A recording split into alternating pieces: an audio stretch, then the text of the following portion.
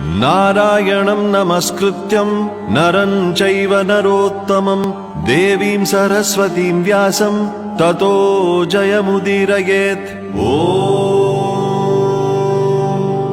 अथ सकल सौभाग्यदायक श्री विष्णु सहस्रनाम स्तोत्रम्। शुक्लांबरधरं विष्णुं शशिवर्णं चतुर्भुजं प्रसन्नवदनं ध्यायेत् सर्वविघ्नोपशान्तये। यस्य द्विरदवक्त्राद्यः पारिषद्यः परशतं विघ्नं निघ्नन्ति सततं विश्वक्सेनं तमाश्रये। व्यासं वसिष्ठनप्तारं शक्तेः पौत्रमकल्मषं पराशरात्मजं वन्दे शुकतातं तपोनिधिं। व्यासाय विष्णुरूपाय व्यासरूपाय